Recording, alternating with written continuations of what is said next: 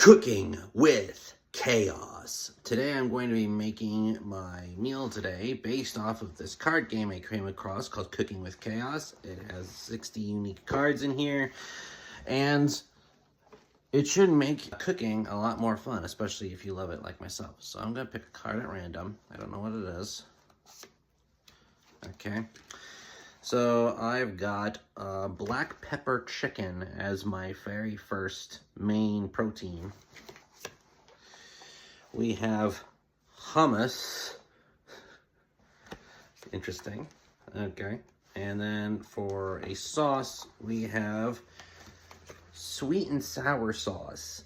So we are going to be making a blackened pepper chicken with sweet and sour sauce and a side of hummus. First, we're going to take our container of garbanzo beans, and then we're also going to take half a teaspoon of baking soda, and then we're going to cover it with water and then put it on high heat. Then in a separate container, we're going to put in a quarter cup of water and 1 tablespoon of cornstarch and make basically a slurry for our sweet and sour sauce. In a separate saucepan, while we're checking on our chickpeas, making them get soft, we're going to combine rice, wine vinegar, sugar, ketchup, and soy sauce into a pan on medium heat and stir, making sure not to burn ourselves over the ridiculously hot pan we put in front of us. Then we're going to combine some ginger and minced garlic, and we're going to combine our slurry as well to make a sweet and sour sauce, which we're going to simmer for a little bit and stir occasionally. I know I really planned very well having this steaming pot right in front of me, but I digress. We're going to set our sweet and sour sauce aside as we make our chickpeas soft. Then we're going to change angles because our camera is about to die, and now we're going to shock our garbanzo beans in some ice water. Next, we're going to combine lemon juice, garlic, tahini, and some salt into one container, which we're going to blend. And basically, we want this to be very smooth base for our hummus. After everything is all combined and homogenized and all the stuff is scraped down off the sides, we are going to add in some cumin. And then we're going to add in some ice water.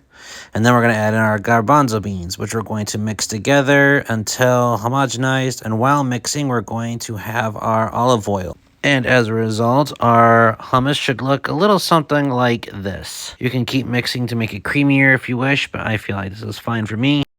And now we're going to move on to the star protein of our show, the chicken, which we're going to pat down for any excess moisture, cover with some olive oil, and then season generously with some salt and black pepper. Don't forget, when you're seasoning your meat, you do it on both sides to get the full effect. We're then going to take our aluminum foil and cover our chicken with it.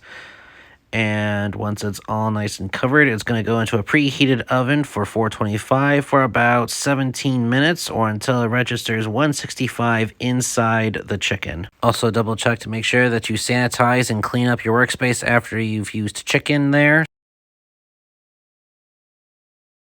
It's just a good habit to clean as you go when you're cooking. And now it's time to plate up our meal. So I made some additional brown rice, and then I'm going to put a layer of hummus down.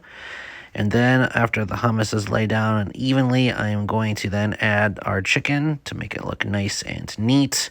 And then on top of that, I'm going to drizzle a helping amount of our sweet and sour sauce. Once everything looks almost nice enough that I can just eat it myself, I am going to just dig right in and try a little bit of this to see if this all works. And honestly, when I did eat all of this, which I'm about to try to combine as much of my stuff as I can on my fork, including the rice, which you would think would slide off, but because you got hummus there, it's stuck to the hummus.